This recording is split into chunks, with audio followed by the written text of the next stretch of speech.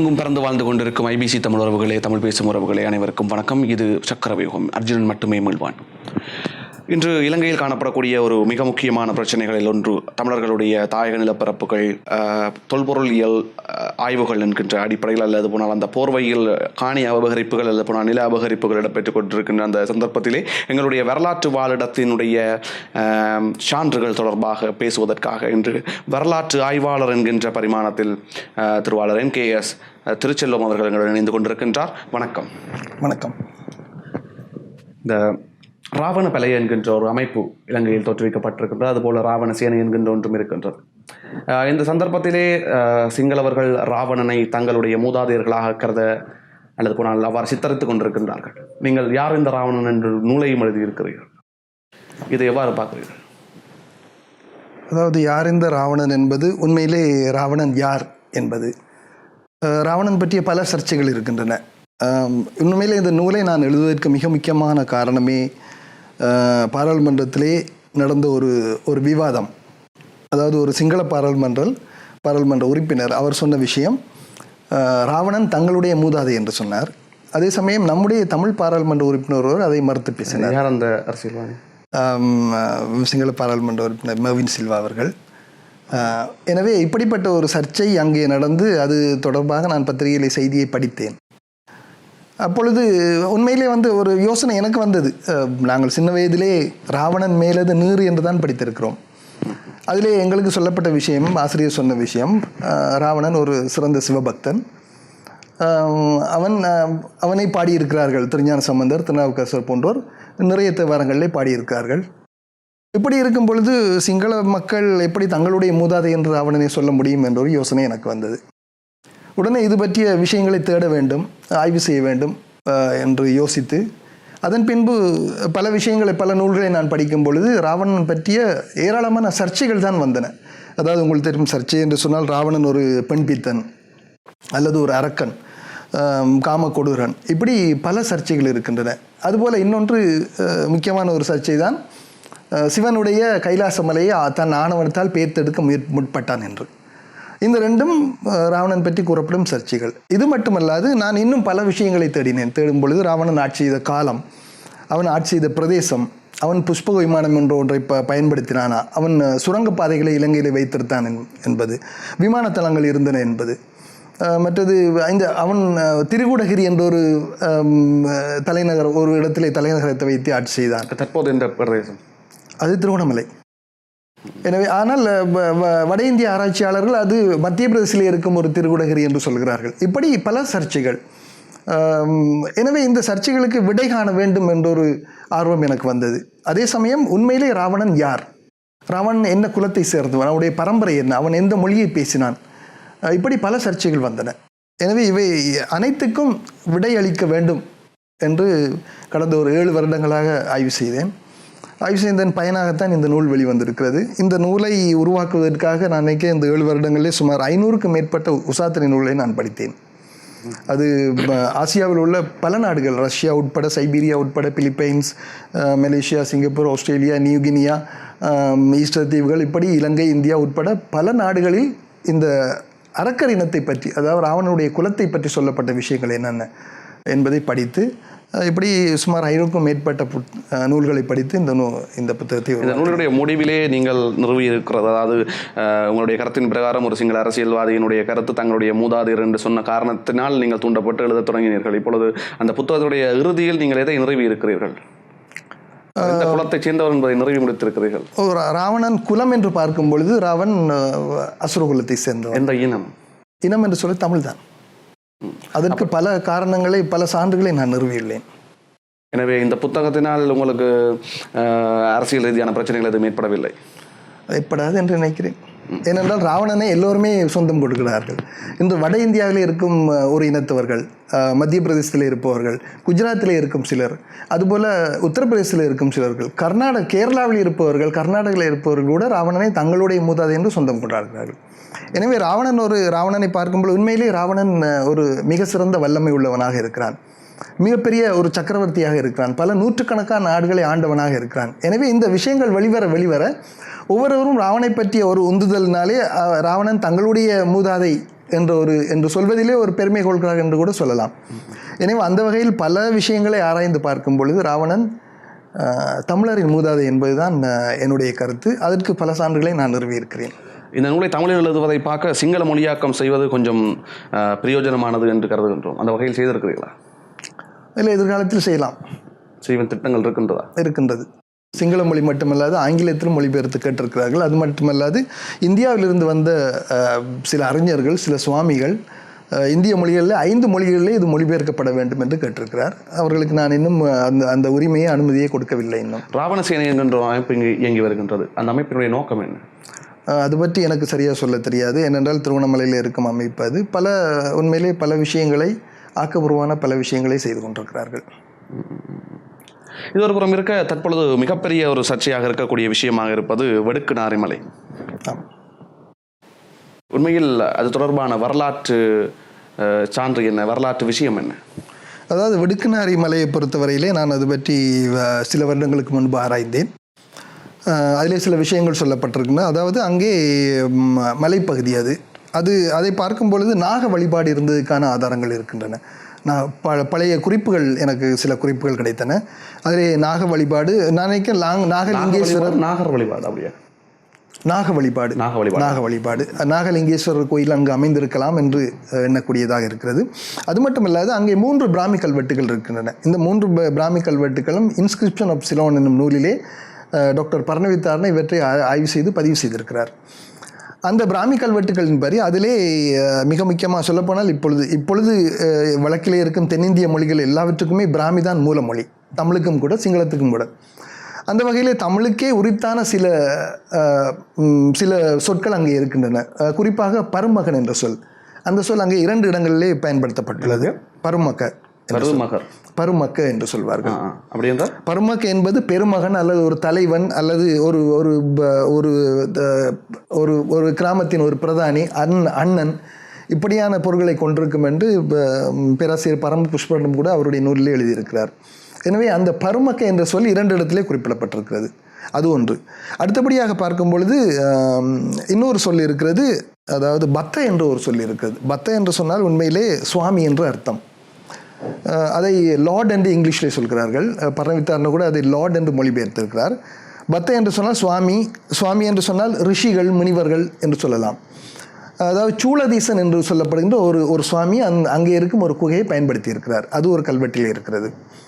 பரமக என்று இன்னொன்று இருக்கிறது. அதுபோல் இன்னும் ஒரு கல்வெட்டு தீசன் என்ற பெயரிலே இப்படி 3 கல்வெட்டுகள் இருக்கின்றன.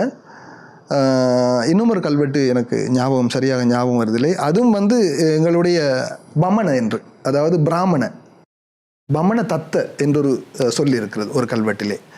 அது பிராமணரை குறிக்கும் ஒரு சொல். அப்படி பார்க்கும் பொழுது அங்கே பிராமணர்கள் ஒரு குகையை பயன்படுத்தி இருக்கிறார்கள், ஒரு சுவாமி பயன்படுத்தி இருக்கிறார். மற்றது பெருமகன் என்று சொல்லக்கூடிய ஒரு அரசு ஒரு தலைவன் பயன்படுத்தி இருக்கிறார். எனவே இந்த 3 குகைகளுமே ஒரு குறிப்பிட்ட காலத்திலே அது பௌத்த சங்கத்தாருக்கு தானம் பண்ணப்பட்டுள்ளது. இந்த செய்தியைத்தான் அந்த கல்வெட்டுகள் 3 சொல்கின்றன. எனவே இதிலிருந்து பார்க்கும் பொழுது என்ன, ஆரம்ப காலத்திலே ஒரு இந்து சுவாமிகள் அல்லது ஒரு ரிஷிகளோ முனிவரோ இருந்த இடம், அதுபோல் பிராமணர்கள் இருந்த இடம், ஒரு பெரியவராக இருக்கலாம், பிராம தத்த என்று அவருடைய பெயர் சொல்லப்படுகிறது, அப்படி ஒரு இருந்த இடம், ஒரு பெருமகன் இருந்த இடம், இந்த இடங்கள் எல்லாம் பிற்காலத்திலே பௌத்த சங்கத்தாருக்கு தானம் பண்ணப்பட்டிருக்கின்றன. எனவே அதன் பின்புதான் இங்கு பௌத்த வழிபாட்டு தலம் அமைக்கப்பட்டிருக்கலாம். எந்த காலகட்டத்தில் தானம் செய்யப்பட்டிருக்கிறோம்? இது 2200 வருடங்களுக்கு முன்பு. அதாவது பிராமி கல்வெட்டுகள் பொறிக்கப்பட்ட காலம் 2200 வருடங்களுக்கு முன்பிருந்து, அதாவது சொல்லப்போனால் கிமு 3ஆம் நூற்றாண்டிலிருந்து கிபி 4ஆம் நூற்றாண்டு வரையும் பிராமி கல்வெட்டுகள் பொறிக்கப்பட்ட காலம். எனவே இந்த கல்வெட்டுகளை பார்க்கும் பொழுது பர்ணவித்தார் இதை ஏர்லி பிராமி இன்ஸ்கிரிப்ஷன் என்று தான் குறிப்பிட்டிருக்கிறார். எனவே இது 2000 வருஷத்துக்கு முற்பட்ட கல்வெட்டுகள் என்று சொல்லலாம். எனவே வடக்குநாரி மலையை பொறுத்தவரையிலும் அது தமிழர்களுக்குரிய ஒரு பிரதேசம் தான், அப்படிதான்? ஆமாம், தமிழர் வழிபாட்டு பிரதேசம் என்று சொல்லலாம். மற்றது தமிழிலே பெருமகன் என்பவன் ஒருவன் ஆட்சி செய்த பிரதேசம் என்று கூட சொல்லலாம். அந்த பகுதியிலே பிரதானி. அதே சமயம் அந்த காலகட்டத்தின் பின்பு அங்கு பௌத்த சங்கத்தார்கள் வந்திருக்கிறார்கள். எனவே அவர்களுடைய அதற்கு பின்பு ஆரம்பத்திலே தமிழர்கள் இருந்த பிரதேசம், அதன் பின்பு பௌத்த பிக்குமார் வந்த இடம் என்பதற்குரிய ஆதாரங்கள் அங்கே இருக்கின்றன. எனவே 2 வழிபாட்டு தலங்களும் அங்கே இருந்ததுக்கான ஆதாரங்கள் பற்றி தான் கல்வெட்டு சொல்கிறது. இந்த பிராமி கல்வெட்டுகள் தவிர்த்து வேறு என்ன ஆதாரங்கள் இருக்கிறது அங்கு பௌத்தர்களுக்காக தானம் செய்யப்பட்ட அல்லது பௌத்த வழிபாடுகள் நடந்தது என்பதற்கு? வேறு எந்த ஆதாரமும் கிடையாது. அங்கே பார்க்க போனால் அது படிக்கட்டுகள் இருக்கின்றன, படிகள் செதுக்கப்பட்டிருக்கின்றன, இடையிடையே அவை தூர்ந்து போயிருக்கின்றன. அதுபோல் மேலே ஒரு கற்சுனை இருக்கிறது, கீழேயும் இருக்கிறது. இது தவிர ஒரு 4-5 கற்குகைகள், இயற்கையாக அமைந்த கற்குகைகள் இருக்கின்றன. இவைதான் அங்கே இருக்கக்கூடிய சான்றுகள். இவை தவிர வேறு எதுவுமே கிடையாது அங்கே. எனவே தமிழர்கள் சிறந்து வாழக்கூடிய ஒரு பிரதேசமாக தான் அது இன்றும் இருக்கிறது. ஆமாம், நிச்சயமாக. எனவே பௌத்த சங்கம் அங்கு இருந்தது என்பது ஏற்றுக்கொள்ளக்கூடக்கூடிய ஒரு விடயம் தானே? ஆமாம், இதற்கு காரணம் அங்கே கல்வெட்டிலே சகச என்று பொறிக்கப்பட்டிருக்கிறது.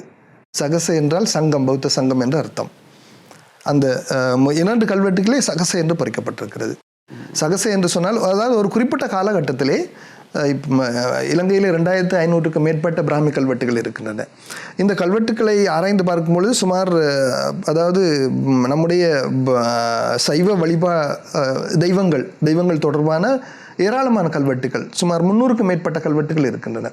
அதில் சிவ என்ற பெயரிலே பல கல்வெட்டுகள் இருக்கின்றன. நாக என்ற பெயர் இருக்கிறது, வேலை என்று இருக்கிறது, கண என்று இருக்கிறது, அதாவது கணபதி அல்லது கண்ணன், இப்படி பல பெயர்கள் பொறிக்கப்பட்டிருக்கின்றன. இந்த இந்த இந்த குகைகளை பயன்படுத்தியவர்கள் ஒரு குறிப்பிட்ட காலத்திலே இந்த குகைகளை பௌத்த சங்கத்தாருக்கு தானம் பண்ணியுள்ளார்கள். இந்த செய்தியை தான் அந்த கல்வெட்டு அங்கே குறிப்பிடுகிறது. அந்த வழங்கப்பட்டமைக்குரிய காரணம் ஏதாவது இருக்கிறதா? அதுதான் நிறைய பேர் பௌத்த சமயத்தை தழுவி இருக்கார்கள் என்று கூட சொல்லலாம். அல்லது ஏதோ அங்கு தமிழர்கள் இருந்தார்கள், அவர்கள் பௌத்த சமயத்தை தழுவி இருந்தார்கள், அப்படி கூற வருகிறதா? தமிழ் பேசுகின்ற பௌத்தர்கள் தமிழ் பௌத்தர்கள் இருந்தார்கள் என்று கூற வருகிறீர்களா? தமிழ் பேசும் மக்கள் பௌத்தர்களாக மாறி இருக்கக்கூடும், அல்லது அவர்கள் குகைகளை தானம் பண்ணிவிட்டு வேற எங்கேயாவது சென்றிருக்கக்கூடும். எனவே இது ஒரு அனுமானம் தான், கூடும் என்று. ஆமாம். ஏனென்றால் 2300 வருஷங்களுக்கு முன்பட்ட கல்வெட்டுக்களை நாம் இதற்கு மேலே பார்க்க முடியாது. எனவே அடுத்த விடயம் இந்த கதிர்காமம் முற்று முழுதாக இந்து பாரம்பரியத்தை விட்டு நழுவி சென்று ஒரு வேறு வகையான ஒரு கலாச்சாரத்தை பிரதிபலிக்கக்கூடியதாக தற்பொழுது இருந்து வருகிறது. ஆமாம், அதை நீங்கள் எப்படி பார்க்கிறீர்கள்? அதாவது உண்மையிலே சொல்லப்போனால் கதிர்காமம் பாரம்பரியமாக எங்களுடைய தட்சிண கைலாய புராணம் இருக்கிறது. இன்னும் பல நூல்கள் இருக்கின்றன கதிர்காமத்தை பற்றி சொல்லக்கூடிய நூல்கள். அதுபோல் மகாவம்சம் கூட கதிர்காமத்தை பற்றி சொல்லுகிறது. அதாவது மகாவம்ச காலத்திலேயே கூட கதிர்காம சத்திரியர்கள் அங்கே ஆட்சி செய்திருக்கிறார்கள். இந்த கதிர்காம சத்திரியர்கள் யார் என்று பார்த்தால் பாண்டிய மன்னர்களுடைய வாரிசுகள் என்று தான் ஆராய்ச்சியாளர்கள் சொல்லியிருக்கிறார்கள். ஏனென்றால் இந்த கதிர்காம சத்திரியர்கள் மொத்தமாக 10 பேர் இருந்திருக்கிறார்கள். இந்த 10 பேருடைய ராஜ்யம் கஜ்ஜரகம என்னும் ராஜ்யம். இது நான் சொல்வது 2000 வருஷங்களுக்கு முற்பட்டது. எனவே இந்த கஜ்ஜரகம ராஜ்யத்தை 10 சகோதரர்கள் ஒன்றாக ஆட்சி செய்திருக்கிறார்கள் என்றுதான் கல்வெட்டுகளிலிருந்து பார்க்கக்கூடியதாக இருக்கிறது. இவர்களுடைய கல்வெட்டுகளிலே மீன் சின்னம் பொறிக்கப்பட்டிருக்கிறது. இது முக்கியமாக குட்டதாமு ஹைலாண்டு ஒரு இடம், கதிர்காமத்துடைய அந்த காட்டுப்பகுதியிலே இருக்கும் இடம், போவத்தகலை என்ற ஒரு இடம் இருக்கிறது. இந்த பகுதி மண்டலகலை என்ற ஒரு இடம் இருக்குது. இந்த பகுதியிலே இருக்கும் இந்த கதிர்காம சத்திரியர்கள் பொறிக்கப்பட்ட அவர்கள் பற்றிய கல்வெட்டுகளிலே மீன் சின்னம் பொறிக்கப்பட்டிருக்கிறது. எனவே இந்த மீன் சின்னம் பொறிக்கப்பட்டிருப்பதால் இது பாண்டிய மன்னர்களுடைய வாரிசுகள் இந்த சத்திரிய மன்னர்களாக இருக்கக்கூடும் என்று தான் ஆராய்ச்சியாளர்கள் சொல்லியிருக்கிறார்கள். பேராசிரியர் சிற்றம்பலம் கூட அவருடைய நூலிலே இதை குறிப்பிட்டிருக்கிறார். எனவே அப்படிப்பட்ட பாண்டிய சத்திரிய மன்னர்கள் என்று சொன்னால் அவர்கள் நிச்சயமாக தமிழர்கள் தான். எனவே அவருடைய காலத்திலே கதிர்காமம் ஒரு காலத்திலே இருந்திருக்கிறது. இந்த காலத்திலே தான் தேவநம்பிய தீசன் அதாவது சங்கமித்தை மூலமாக இலங்கையை கொண்டு வரப்பட்ட வெள்ளரசு மறையின் 16 கிளைகளிலே ஒரு கிளையை கதிர்காமத்திலே நட்டிருக்கிறார். இந்த அனுராதபுரத்திலே வெள்ளரசு மரக்கிளை நடும் வைபவத்துக்கு இந்த கஜரகம சத்திரியர்களும் வரவேற்கப்பட்டிருக்கிறார்கள். இது மகாஸ்புதத்தில் சொல்லப்பட்ட குறிப்பு. எனவே அந்த மகாவம்ச காலத்திலே அங்கு பாண்டிய சத்திரிய மன்னர்கள் இருந்திருக்கிறார்கள். அடுத்ததாக இந்த கிழக்கு பிரதேசம், அதாவது தமிழர் தாயகம் என்று கூறப்படக்கூடிய பிரதேசங்கள், வடக்கு கிழக்கு, இதான் முக்கியமான விடயம். இந்த கிழக்கிலே காணப்படக்கூடிய வரலாற்று சின்னங்கள் அழிவடைந்து வருவதாக அல்லது திட்டமிட்டு அளிக்கப்பட்டு வருவதாக, அதாவது தமிழர்கள் சார்ந்த தமிழர்களுடைய வரலாற்று வாழிடம் என்பதற்குரிய சான்றுகள் அளிக்கப்பட்டு வருவதாக கூறப்படுகிறது. இது எவ்வளவு தூரம் உண்மை? அந்த கதிர்காமத்தை பற்றி இன்னொரு முக்கியமான விஷயம் நான் சொல்லிவிட்டு அதுக்கு பிறகு இந்த கேள்விக்கு பதில் சொல்கிறேன். அதாவது கதிர்காமத்தை அதனுடைய வரலாற்றை வைத்து பார்க்கும் பொழுது அங்கே முருகப்பெருமான் அங்கு வந்து சூரசம்ஹாரம் செய்தது, இப்படியெல்லாம் பல ஐதீகங்கள் இருக்கின்றன. தட்சிண கைலாய புராணம் கூட இந்த விஷயத்தை தான் சொல்லுகிறது. அதே சமயம் இன்னொரு விதத்தில் பார்க்க போனால் 16ஆம் நூற்றாண்டிலே முதலாம் ராஜசிங்க மன்னன், இந்த முதலாம் ராஜசிங்க மன்னன் காலத்திலே தான் கதிர்காமத்தை அங்கே இருக்கும் அனைத்து கோயில்களையும் வட இந்திய தசநாமி சுவாமிகளுக்கு அவர் கொடுத்திருக்கிறார். இது பற்றிய மானியங்கள் கூட இருக்கின்றன. முதலாம் ராஜசிங்க மன்னன், சீதவக்கை ஆண்ட மன்னன். அதன் பின்பு இன்று வரை இந்த தசநாமி சுவாமிகள் தான் அதை பராமரித்து கொண்டு வருகிறார்கள். இந்த காலகட்டத்திலே பல சுவாமிகள் இருக்கிறார்கள். அதிலே வந்த கடைசி சுவாமி இங்கே பூர்ணானந்தகிரி என்ற சுவாமி இப்பொழுது இருக்கிறார். அவர்கள் காஷ்மீரை சேர்ந்தவர்கள், முழுக்க முழுக்க இந்து சன்னியாசிகள் அவர்கள். இவர்கள் கையிலே தான் அத்தனை கோயில்களும் இருந்திருக்கின்றன. காலப்போக்கிலே ஒவ்வொரு காலகட்டத்திலேயும் இந்த கோயில்கள் எல்லாம் பெரும்பான்மை இனத்தவர் கையில், அதாவது முதலாக வள்ளியம்மன் கோயில், இதுக்கு வள்ளியம்மன் கோயிலை அவர்கள் பெற்றிருக்கிறார்கள். முக்கியமான காரணம் என்றால் வள்ளியம்மன் வேடர்களோடு சம்பந்தப்பட்டவர். இன்றும் கூட கதிராமத்தில் உள்ள முக்கியமான வழிபாட்டு விடயங்கள் எல்லாம் வேடர் சமூகத்தவர்கள்லாம் செய்து கொண்டு வருகிறார்கள். எனவே முதலாவது வள்ளியம்மன் கோயில், அதன் பின்பு முருகன் கோயில், இப்படி பல கோயில்கள் அவருடைய கைக்கு போய் இப்பொழுது தெய்வானையம்மன் கோயிலும் மற்றது கணபதி கோயில், அதாவது முருகன் கோயிலுக்கு பக்கத்தில் உள்ள கணபதி கோயிலும் தான் இப்பொழுது தசநாமி சுவாமிகள் அவருடைய பரிபாலனத்தில் இருக்கிறது. எனவே காலத்துக்கு காலம் இந்த கோயில்கள் மற்றவர்கள் பெரும்பான்மை இனத்தவர்கள் என்று சொல்வதை விட வேடர் சமூகத்தின் முக்கியஸ்தர்கள் என்று தான் சொல்ல முடியும். அவர்கள் கையிலே தான் போயிருக்கிறது. இதற்கு இன்னொரு காரணத்தை கூட சொல்லலாம். அதாவது சொல்லப்போனால் அங்கு நம்முடைய மக்கள் அதிகமாக இல்லை, மிக மிக குறைவாக இருக்கிறார்கள். பெரும்பான்மை இனத்தவர்கள் அதிகமாக இருக்கிறார்கள். எனவே அங்கு அவர்களுடைய பலம் அதிகமாக இருக்கிறது என்று தான் சொல்ல வேண்டும். இருந்தாலும் இந்த 2 கோயில்களையும் நம்முடைய தசநாமி, அதாவது இந்து சுவாமிகள் சன்னியாசிகள் பராமரித்து கொண்டு வருகிறார்கள். இப்படி காலத்துக்கு காலம் இவை மாறி மாறி கொண்டு வந்திருக்கின்றன. இருந்தாலும் இந்த வடக்கு கிழக்கிலே கிழக்கு மாநிலத்தை பொறுத்தவரையிலே மட்டக்களப்பு மக்கள், அம்பாறை மாவட்ட மக்கள் பாரம்பரியமாகவே கதிர்காமத்தோடு தொடர்புடைய மக்கள். இன்றும் கூட அது யார் பரிபாலனம் செய்தாலும் பரவாயில்லை, தெய்வம் நம்முடையதான் என்பதுதான் அவர்களுடைய கணிப்பு. உண்மையில் என்னுடைய கணிப்பும் அதுதான். பரிபாலனம் யாருடையாவது இருக்கட்டும், ஆனால் அங்கே உள்ளே இருக்கும் தெய்வம் நம்முடைய தெய்வம், நம்முடைய இந்து தெய்வம். சைவ, அதாவது தமிழர்கள் வணங்கிய 50 தெய்வங்களில் 5 தெய்வங்களிலே முதலாவது தெய்வம் முருகப்பெருமான். அவரைத்தான் நாங்கள் அங்கே கும்பிடுகிறோம். எனவே அது மற்றவர்கள் கையில் இருந்தாலும் தெய்வம் நம்முடையது என்பது தெய்வம் மாற்றப்படுவதற்கான சாத்தியக்கூறுகள் இருக்குமா? அப்படி ஒரு காலம் முடியாது. என்ன காரணம் என்றால், அதாவது அவர்கள் ஒரு பெயரை வைத்திருக்கிறார்கள். மாறிவிட்டது, அந்த கலாச்சாரம் மாறிவிட்டது. அவர்கள் நாங்கள் இயற்றிய வழிபாட்டில் நின்றும் முற்று முழுதாக வேறுபட்ட வழிபாடு இயற்றுகின்றவர்களாகத்தான் இருக்கிறார்கள். அல்லது உணால் எங்களுடன் ஒத்துப்போகாத ஒரு வழிபாடு தான் இருக்கிறது. எனவே எப்படி நீங்கள் உறுதியாக கூற முடியும்? இல்லை, இதற்கு முக்கியமான இன்னொரு காரணம் இருக்கிறது. அதாவது நாம் சில விஷயங்களை புரிந்து கொள்ள வேண்டும்.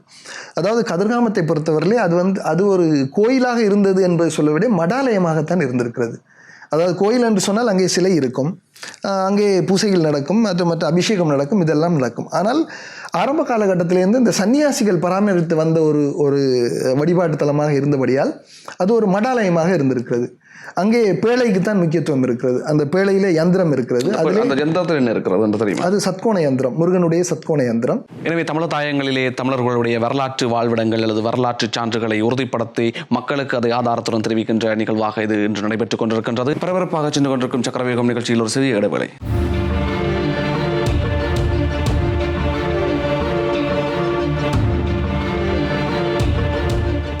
அர்ஜுனன் மட்டுமே மீள்வான், இது சக்கரவியூகம். தொடர்ந்தும் பேசலாம். இவ்வாறு இந்த வரலாற்று சான்றுகளை பற்றி பேசிக் கொண்டிருக்கின்ற பொழுது, நீங்கள் தற்பொழுது இருக்கக்கூடிய இடமாக இருக்கின்றது திருகோணமலை. அந்த திருகோணமலையில் இருக்கின்ற கோணேஸ்வரர் ஆலயத்தில் மேலே காணப்படுகின்ற அந்த பிரம்மாண்டமான சிவன் சிலை கிட்டத்தட்ட புத்த பெருமானை பிரதிபலிக்கக்கூடியதாக இருக்கின்றது.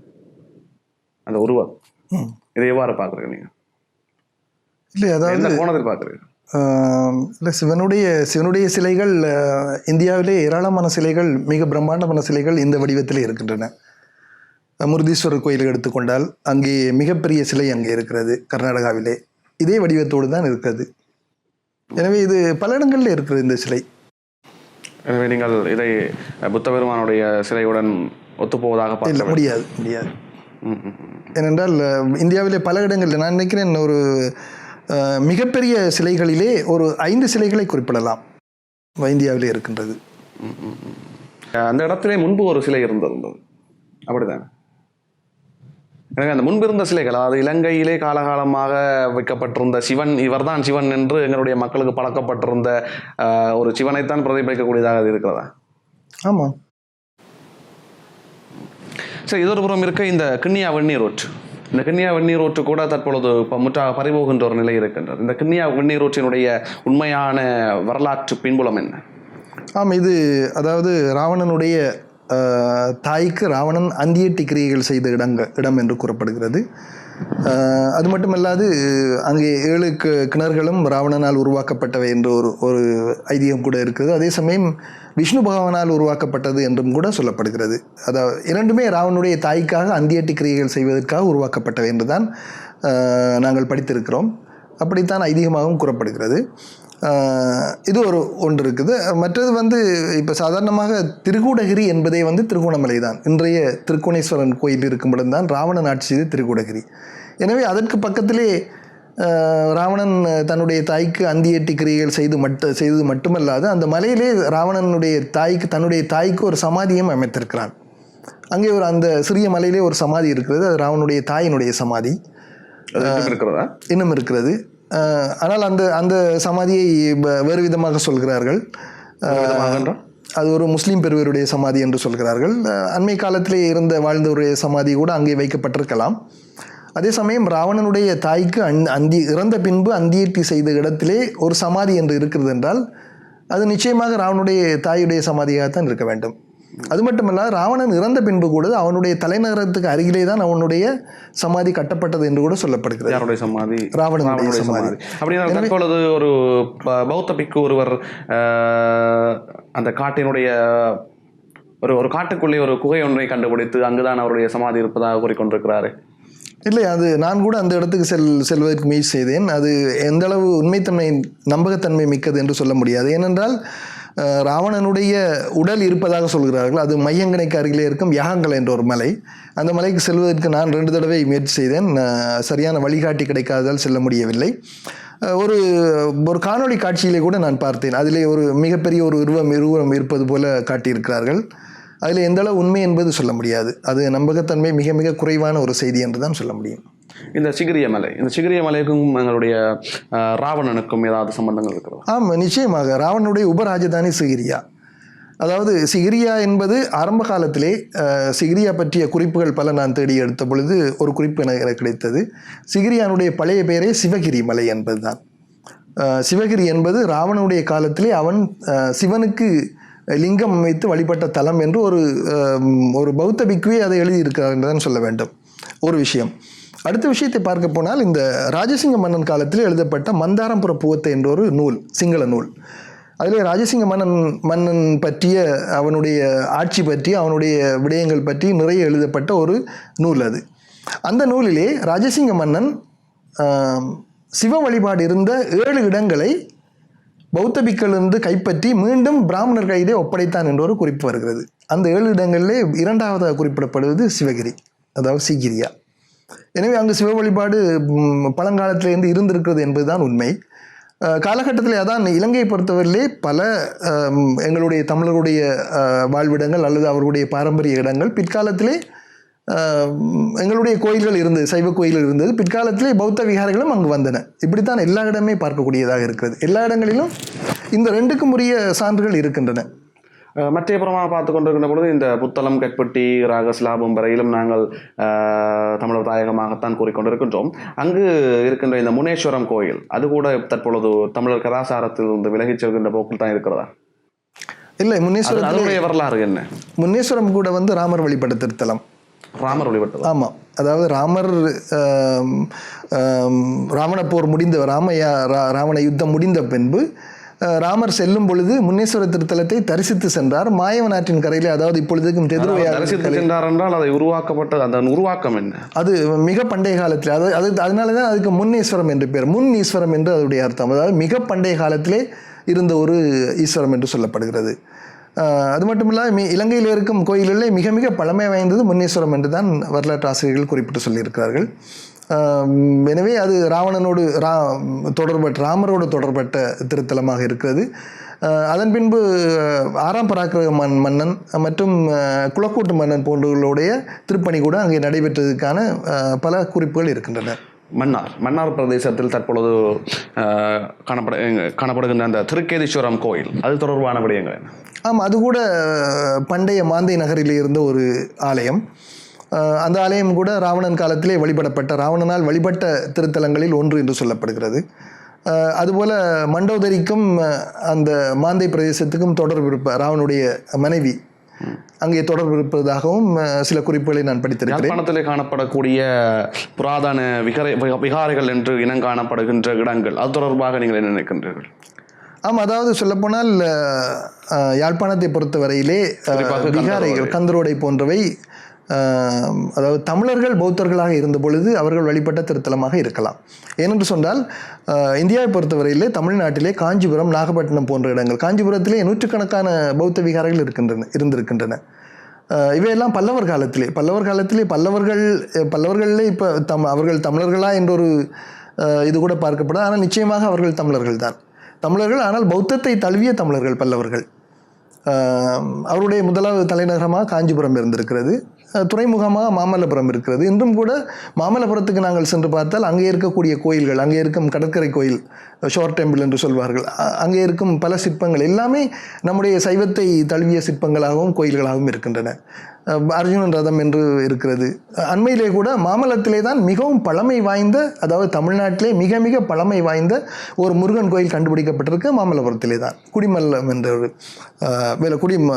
குடிமல்லம் இல்லை, இது சால்வன் குப்பம் என்ற ஒரு இடம். அந்த இடத்திலே மிக பழமை வாய்ந்த ஒரு முருகன் கோயில் கண்டுபிடிக்கப்பட்டிருக்கிறது. அதிலே கல்லால் செய்த வேல், இதுவரையும் உலகத்திலே கண்டுபிடிக்கப்படாத ஒரு கல்லாலே செய்த வேல் ஒன்று அங்கே கண்டுபிடித்திருக்கிறார்கள்.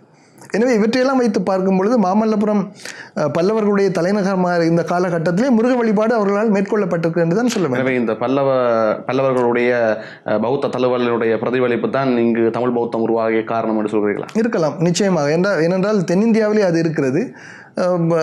அதோடு சேர்ந்த இலங்கையிலும் அது இருந்திருக்கலாம். தமிழுடைய தோற்றம் என்பது, தமிழ் மொழியுடைய தோற்றம் என்பது அது விடை காண முடியாத அல்லது போனால் மிகவும் தொன்மையான ஒரு விடயமாக காணப்படுகின்றது தெரியும் அனைவரும். சிங்கள மொழியினுடைய தோற்றம் எப்பொழுது நடைபெற்றது என்று சரியாக கூற முடியும்? சரியாக கூற முடியாது. இருந்தாலும் சில விஷயங்களை சொல்லக்கூடியதாக இருக்கும். ஏனென்றால் அதாவது பிராமி கல்வெட்டுகளை எடுத்துக்கொண்டால் பிராமி கல்வெட்டுடைய காலம் 2500-300 வருஷங்களுக்கு முற்பட்டது. இந்த பிராமி கல்வெட்டுகளிலே இதுவரை இலங்கையிலே கண்டுபிடிக்கப்பட்ட 2500 பிராமி கல்வெட்டுகளிலே 5 கல்வெட்டுகளிலே தமத என்ற வார்த்தை இருக்கிறது. தமத என்று சொன்னால் தமிழர் என்ற அர்த்தம். ஆனால் ஒரு கல்வெட்டினேலும் சிங்கள அல்லது சிங்கள என்ற வார்த்தை இல்லை. எனவே பிராமி கல்வெட்டுகள் தோற்றம் பெற்ற காலத்திலே சிங்கள மொழி இருக்கவில்லை என்று தான் சொல்லக்கூடியதாக இருக்கு. ஏனென்றால் இன்னும் பிராமி கல்வெட்டுகள் கண்டுபிடித்து கொண்டே இருக்கிறார்கள். இன்னும் பல கல்வெட்டுகள் புதிதாக கண்டுபிடித்து கொண்டிருக்கிறார்கள். அதிலே இருக்குமா என்று சொல்ல தெரியாது. ஆனால் தமிழர் வாழ்ந்ததற்கான ஆதாரங்கள் 5 கல்வெட்டுகள் இருக்கின்றன. அதே சமயம் பல நூல்கள், ஆரம்பகால நூல்களை எழுதி கொண்டால், அதாவது பௌத்தம் சம்பந்தப்பட்ட நூல்களை பார்க்க போனால் எல்லாமே பாலி மொழியிலே எழுதப்பட்டவை தான்.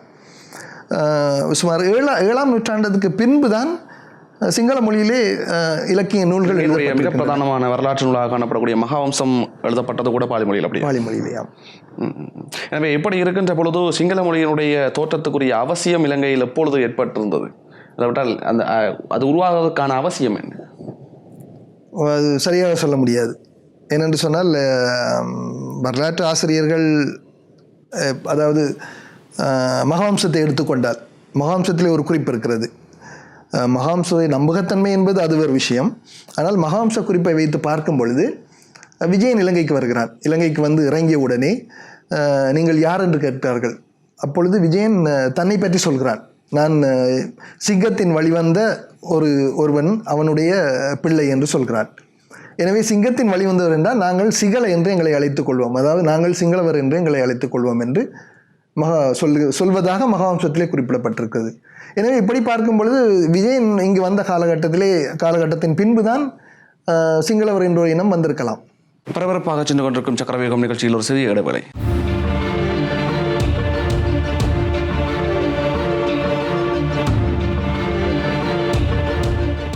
அர்ஜுனன் மட்டுமே மீள்வான். இது சக்கரவேகம், தொடர்ந்தும் பேசலாம். மகாவம்சத்தை பற்றி பேசிக் கொண்டிருந்தோம். எஸ்போ அவர்கள் கூறுகின்ற பொழுது மகாவம்சம் என்பது ஆரம்ப காலகட்டத்திலிருந்து தற்பொழுது வரைக்கும் திரிவுபட்டு கொண்டு போவதாக கூறுகின்றார். அது உண்மையா? இருக்கலாம் என்பதை காட்டிலும் நீங்கள் ஒரு வரலாற்று ஆய்வாளராக நீங்கள் மகாவம்சத்தை ஏற்றுக்கொள்கிறீர்களா? அதாவது மகாவம்ச குறிப்புகளிலே சில குறிப்புகள் நமக்கு தேவைப்படுகின்றன. சொல்லப்போனால் மகாவம்சத்துடைய நம்பகத்தன்மை என்பது ஆரம்பத்திலே சொன்னேன், அது வேறு விஷயம். ஆனால் அட்டகத்தா என்று சொல்லப்படுகின்ற 8 பௌத்த திருத்தலங்களை மையமாக வைத்து எழுதப்பட்டது தான் மகாவம்சம். மகாவம்சத்துக்குடைய நூல் அட்டகத்தா என்பது. எனவே அங்கே பௌத்த சமயம் பற்றி தான் சொல்லப்பட்ட அன்றோபத்திலிருந்து 8 பௌத்த தலங்கள், இதுதான் அங்கே முக்கியமான விஷயம். இதிலே மன்னர் பரம்பரையை வைத்து சேர்த்து எழுதியிருக்கிறார்கள். இதில் சொல்லப்போனால் திரிவுபடுத்தப்பட்டிருக்கிறது என்பது இருக்கலாம் என்று சொன்ன காரணம் ஒன்று இருக்கிறது. ஏனென்றால் மகாவம்சத்துடைய ஓலைச்சுவடிகளிலே மிக முக்கியமாக சீகிரியா பற்றிய 2 அத்தியாயங்கள் இல்லை இப்பொழுது. அதாவது ஓலைச்சுவடிகளிலே இருந்த அத்தியாயம் நூலிலே வரவில்லை என்று சொல்லப்படுகிறது. ஓலைச்சுவடிகள் இல்லாமல் போய்விட்டன என்றும் கூட சொல்கிறார்கள். எனவே நீங்கள் இப்பொழுது கூட சூலவம்சத்தை எடுத்து பார்த்தா அதில் 2 அத்தியாயங்கள் இல்லாமல் இருக்கும். இது முழுக்க சீகிரியாவை பற்றி சொல்லப்பட்டது. அப்படி இல்லாமல் போல அத்தியாயம் இது. இதிலே நான் ஆராய்ந்து பார்த்ததிலே ராவணன் பற்றி சொல்லப்பட்ட விஷயங்கள் தான் இல்லாமல் போயிருக்கின்றன. அது ராவனுடைய காலத்துக்கு பிற்பாடாக வந்திருக்கின்ற ஒரு விஷயம் மகாவம்சத்தில் கூறப்பட்டிருந்தது. அது தற்பொழுது இல்லை, அப்படித்தான்?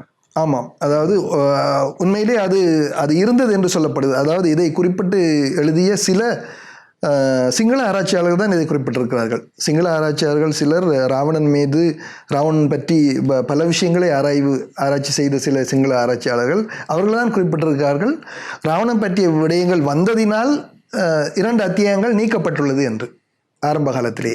எனவே இங்கு 2 பெரிய இனங்கள் தொடர்ச்சியாக வாழ்ந்து வருகின்ற காலத்தில், அதாவது வரலாற்று வாழ்விடத்தை கொண்டிருக்கின்ற 2 இடங்கள், அதாவது தமிழினம், சிங்கள இனம் மிக நீண்ட கால வரலாற்றினை கொண்டிருக்கின்றதுன்னு கூறலாம். அவ்வாறு இருக்கின்ற பொழுது சிங்களவர்களுக்கு உரியதாக அவர்கள் தங்களுடைய வரலாற்றுக்குரிய சான்றாக மகாவம்சத்தை வைத்திருக்கின்ற பொழுது எங்களுக்கு, அதாவது தமிழர்களுக்கு உரிய வரலாற்று நூலாக ஏதாவது இருக்கிறதா? இல்லை, உண்மையில் சொல்ல போனால் முயற்சிகளை வரலாற்று ஆசிரியர்கள் எடுத்திருக்கிறார்களா? நீங்கள் ஏதாவது செய்கிறீர்களா? அதாவது வரலாற்று ஆசிரியர்கள் சிலர் முயற்சி செய்து கொண்டிருக்கிறார்கள். குறிப்பாக பேராசிரியர் பத்மநாதன் அவர்கள் கல்வெட்டுக்களை ஆய்வு செய்து அவற்றை ஆவணப்படுத்தி கொண்டிருக்கிறார். இதுவரை 2 நூல்களை வெளியிட்டிருக்கிறார். இதில் எங்களுக்குரிய நூல்கள், அதாவது மகாவம்சம் போன்ற எங்களுக்குரிய நூல்களை நாங்கள் எழுதவில்லை, அல்லது நாங்கள் எழுதிய நூல்கள் ஏதோ ஒரு காரணத்திலே அழிந்து போயிருக்கின்றன அல்லது அழிக்கப்பட்டிருக்கின்றன என்று கூட சொல்லலாம். என்று சொல்லப்போனால் ஆரம்ப காலத்திலிருந்து பாலி மொழியில் எழுதப்பட்ட நூல்கள் இன்று வரை இருக்கின்றன என்றால் தமிழ் மொழியில் எழுதப்பட்ட நூல்கள் ஏன் இல்லை என்பது இங்கே ஒரு கேள்விக்குறியாக இருக்கிறது. அப்படி பார்க்கும் பொழுது யாழ்ப்பாண சக்கரவர்த்தி காலத்தில் எழுதப்பட்ட நூல், அதாவது ரகுவம்சம் போன்ற நூல்கள், இப்படி சரஸ்வதி மாலை குருநாகல் ராச்சிய காலத்தில் எழுதப்பட்ட நூல், இப்படி 1-2 நூல்களை தவிர பழமையான நூல்கள் இலங்கையிலே தமிழ் நூல்கள் இல்லை. அப்படியானால் இந்த நூல்கள் எழுதப்பட்ட நூல்கள் எங்கே? ஏனென்று சொன்னால் 2300 வருடங்களுக்கு முன்பே சேனன் கூத்திகன் என்று 2 தமிழ் மன்னர்கள் இலங்கையை ஆட்சி செய்திருக்கிறார்கள். அவர்கள் காலத்திலே நிச்சயமாக தமிழ் நூல்கள் எழுதப்பட்டிருக்கும். அதன் பின்பு 44 வருடங்கள் இல்லாளன் ஆட்சி செய்தான். அவன் காலத்திலே ஏராளமான தமிழ் நூல்கள் எழுதப்பட்டிருக்கும், 44 வருடங்கள். அதன் பின்பு தொடர்ச்சியாக 7 தமிழ் மன்னர்கள் ஆட்சி செய்தார்கள். அதன் பின்பு 5 தமிழ் மன்னர்கள் ஆட்சி செய்தார்கள். இப்படி மாறி மாறி ஆட்சி செய்து வந்து கொண்டிருக்க காலகட்டத்திலே இவர்கள் காலத்தில் எழுதிய தமிழ்கள் எங்கே என்ற ஒரு கேள்வி. இந்த எங்கே என்கின்ற கேள்வி வருகின்ற பொழுது ஞாபகம் வருகின்றது யாழ்ப்பாண நூலக எரிப்பு என்கின்ற விடயம் தமிழருடைய வரலாற்று அழிப்புடன் சம்பந்தப்படுகிறது. ஆமாம், அது யாழ்ப்பாண நூலக எரிப்பு என்பது அண்மை காலத்திலே, நான் சொல்வது மிக பண்டைய காலத்திலே. இல்லை, நீங்கள் சொன்ன அந்த ஏட்டுச்சுவடிகள் இல்லை, நூல்கள் இல்லை என்ற விஷயம் கூறுகிறீர்கள். இந்த ஏட்டுச்சுவடிகள் எல்லாம் யாழ்ப்பாண நூலகத்திலே இருந்ததாக சான்றுகள் இருக்கின்றது. இல்லை, அதாவது எனக்கு தெரிந்த அளவிலே யாழ்ப்பாணத்திலே அவ்வளவு தொன்மையான நூல்கள் இருந்ததாக எனக்கு தெரிந்த அளவிலே இல்லை. என்னென்னு சொன்னப்ப நான் சொல்வது எரிக்கப்பட்டதுக்கான ஆதாரங்கள் இருக்கிறது. இருக்கலாம். அதாவது மிக பழமை வாய்ந்த, அதாவது அப்படியானால் ஏதாவது ஒரு வரலாற்று ஆசிரியர் குறிப்பிட்டிருப்பார்கள், எல்லாளன் காலத்தில் எழுதப்பட்ட ஏட்டுச்சுவடி இருக்கிறது என்று. சேனன் குத்திகன் காலத்தில் எழுதப்பட்ட ஏட்டுச்சுவடி இருக்கு, அப்படி யாருமே எழுதவில்லை இதுவரைக்கும். எனவே அப்படியான ஏட்டுச்சுவடிகள் இல்லை. இவை இல்லாததுக்கு காரணம் ஆரம்ப காலகட்டத்திலே ஏற்பட்ட படையெடுப்புகளின் போது இவை அழிக்கப்பட்டிருக்கலாம் என்று தான் நான் கருதுகிறேன். எனவே எங்களுக்கு இப்பொழுது எங்களுக்கு மிக தொன்மையான ஒரு பழமையான நூல் என்றால் 17ஆம் நூற்றாண்டிலே மயிலவான புலவர் எழுதிய யாழ்ப்பாண வைபவ மாலை, அதற்கு முன்பு எழுதப்பட்ட வையாப்பாடல் போன்றவை, இவைதான் எங்களுக்கு கிடைக்கக்கூடிய மிக பழமை வாய்ந்த நூல்களாக இருக்கின்றன.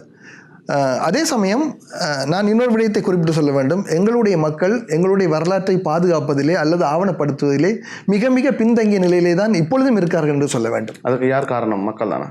நாம் தான் காரணம். நாம் என்று சொன்னால் வரலாற்று ஆசிரியர்கள் இவற்றை ஆவணப்படுத்த வேண்டும். நான் முடியுமானவரை கடந்த 2 வருடங்களாக இலங்கை முழுக்க இருக்கும் நம்முடைய பாரம்பரியம் தொடர்பான விஷயங்களை ஆராய்ந்து ஆவணப்படுத்தும் முயற்சியிலே நான் ஈடுபட்டிருக்கேன். இதுவரை 8 நூல்கள் எழுதியிருக்கிறேன். இன்னும் பல நூல்கள், இன்னும் என்னுடைய பட்டியலில் இன்னும் 28 நூல்கள் வெளிவரவிருக்கின்றன. எனவே இவை எல்லாமே தமிழர் மற்றும் சைவம் தொடர்பான பாரம்பரியம் தொடர்பான விஷயங்களைத்தான் நான் ஆராய்ந்து கொண்டிருக்கிறேன். ஆனால் இப்படி ஆரம்ப காலகட்டத்திலே நிறைய வரலாற்று ஆசிரியர்கள் செய்திருக்கலாம், ஆனால் செய்யப்படவில்லை என்று தான் சொல்ல வேண்டும். ஏனென்றால் சிங்கள வரலாற்று ஆசிரியர்கள் எடுத்துக்கொண்டால் எல்லா இடங்களிலும் ஏனைய சமூகங்களை, சிங்களம் மட்டுமல்ல ஏனைய சமூகங்களை எடுத்துக்கொண்டால் ஒவ்வொரு ஊருக்கும் ஒவ்வொரு வரலாற்று ஆவணங்களை அவர்கள் தயாரிக்கிறார்கள். ஆனால் தமிழர்களுக்கு அந்த அந்த ஆர்வம் இல்லை. சொல்லப்போனால் அப்படி ஊருக்கு ஒரு நூல் தயாரிக்கப்படவே இல்லை. எனவே நாங்கள் மிக மிக பின்தங்கிய நிலை இன்றும் கூட இருந்து கொண்டிருக்கிறோம். விரல் விட்டு எண்ணக்கூடிய ஓரிரு பேராசிரியர்கள். மக்களுக்கு இல்லை என்ற விஷயம் கூற முடியாது. சொன்னால் சாதாரண பாமர மக்களால் வரலாற்றை ஆவணப்படுத்துவது என்பது இயலாத காரியம். அதை செய்ய வேண்டியவர்கள் உங்கள் போன்று ஒரு வரலாற்று ஆசிரியர், நிச்சயமாக வரலாற்று ஆசிரியர்கள் தான். இதிலே விரல் விட்டு எண்ணக்கூடிய ஓரிரு ஆசிரியர்கள் தான் இருக்கிறார்கள். பேராசிரியர் பரம புஷ்பரட்னம் போன்றவர்கள், பேராசிரியர் சிற்றம்பலம் போன்றவர்கள், பேராசிரியர் பத்மான் போன்றவர்கள், இப்படி விரல் விட்டு எண்ணக்கூடிய ஓரிரு பேர் தான் எங்களுடைய வரலாற்றை ஆவணப்படுத்தி இருக்கிறார்கள். எனவே மிகவும் கவலையான ஒரு விஷயம் இதுதான். அது மட்டுமல்லாது இன்னொரு விஷயத்தை கூட இங்கே நான் சுட்டிக்காட்ட வேண்டும். பல ஆலயங்களுக்கு நான் கிட்டத்தட்ட இதுவரை 1500 நம்முடைய ஆலயங்களுக்கு சென்று ஆய்வுகள் செய்திருக்கிறேன். இதில் கவலைக்குரிய விடயங்கள் இருக்கின்றன. அதாவது எங்களுடைய வரலாற்றை கூறும் தொல்பொருள் சின்னங்கள் அழிக்கப்பட்டிருக்கின்றன. எங்களாலே தான் அழிக்கப்பட்டிருக்கிறது. அதாவது சொல்லப்போனால் கிட்டத்தட்ட கிழக்கு மாகாணத்திலே நான் முழுமையாக ஆய்வு செய்தது கிழக்கு மாகாணம் 3 மாவட்டங்களும், அதுபோல் மன்னார் மாவட்டம், அதுபோல் புத்தளம் மாவட்டம் போன்றவை, மண்ணிலே சில இடங்கள், இப்படித்தான் ஆய்வு செய்திருக்கிறேன். இதிலே நான் கண்ட ஒரு உண்மை என்னவென்றால், ஏராளமான கல்வெட்டுக்களை நான் கண்டுபிடித்தது குப்பையிலே. அதாவது என்ன காரணம் என்றால், அதாவது 10 வருஷத்துக்கு முன்பு நான் ஒரு கோயிலை சென்று பார்க்கும் பொழுது அங்கே கல்வெட்டு இருக்கிறது, பழைய தூண்கள் இருக்கின்றன, வாசல் கதவுகள் இருக்கின்றன, எல்லாமே இருக்கின்றது. 10 வருஷத்துக்கு பின்பு போய் பார்க்கும் பொழுது ஒன்றுமே இல்லை. அங்கே உள்ளவர்கள் எங்கே என்று கேட்டால் எல்லாம் பழைய கற்கள், நாங்கள் கீழே போட்டு அதுக்கு மேலே மாபிள் பிடித்து அதை அழகாக நாங்கள் இப்போ கும்பாபிஷேகம் பண்ணிவிட்டோம். எனவே எங்களுடைய அந்த ஒரு கல் தூண் தான் எங்களுடைய பாரம்பரியம், எங்களுடைய வரலாற்றை சொல்லக்கூடியது என்பது நம்முடைய மக்களுக்கு யாருக்குமே புரிவதில்லை, தெரியவில்லை. தெளிவுபடுத்த வேண்டிய விடயங்கள் உங்கள் கைகள் தான் இருக்கிறது. ஆம், இதுதான் நான் எழுதி கொண்டே வருகிறேன். இதை ஆணித்தரமாக எழுதி கொண்டு வருகிறேன். அது மட்டுமல்லாது நான் செல்லும் ஒவ்வொரு கோயில்களுக்கும் சொல்லும் விஷயம், ஒரு கல்லை கண்டால் நீங்கள் அதை வீசாதீர்கள். உங்கள் கோயிலுக்குள்ளே அவற்றை நீங்கள் சீமெந்து தளம் போட்டு அல்லது கான்கிரீட் தளம் போட்டு அதிலே நிறுத்தி வைத்து, இதுதான் இந்த கோயிலினுடைய பாரம்பரியம், இதனுடைய வரலாறு, இத்தனை வருஷங்கள் பழமை வாய்ந்தது என்பதை நீங்கள் எழுதி ஒரு போட் ஒன்று எழுதி போடுங்கள் என்று எல்லா கோயில்களுக்கும் நான் அறிவுறுத்தி சொல்வது இதே விஷயத்தை தான். அறியாமையால் அழைகிறது என்கின்ற வாதம் ஒரு பக்கம் இருக்க, இது எங்களுடைய வரலாறு அல்லது எங்களுடைய வரலாற்று வாழிடங்கள் சான்றுகள் திட்டமிட்டு அளிக்கப்படுகின்றது என்பதுடன் நீங்கள் ஒத்துப்போகிறீர்களா? அதுவும் நடக்கிறது. அந்த வகையிலே நாங்கள் இப்பொழுது நீங்கள் கூறுகின்றதன்படி பார்க்க போனால் மகாவம்சம் திரிவுபடுத்தப்பட்டிருக்கிறது என்று கூற வருகிறீர்கள், அல்லது போனால் சில விடயங்கள் திரிவுபடுத்தப்பட்டு தான் சொல்லப்படுகிறது என்று கூறுகிறீர்கள். அந்த வகையிலே இன்று பாடசாலைகளில் விநியோகிக்கப்படுகின்ற வரலாற்று புத்தகங்கள் திருப்திகரமானதாக இருக்கிறதா? அவங்களுடைய வரவையில் திருப்திகரமானதாக இருக்கிறதா? அண்மையிலே பேராசிரியர் பத்மான் அவர்கள் சொன்ன ஒரு விஷயத்தை நான் இங்கே குறிப்பிட்டு சொல்ல விரும்புகிறேன். அவர் சொன்னது, தொல்பொருள் திணைக்களத்திலே ஒரு தமிழர் கூட கிடையாது.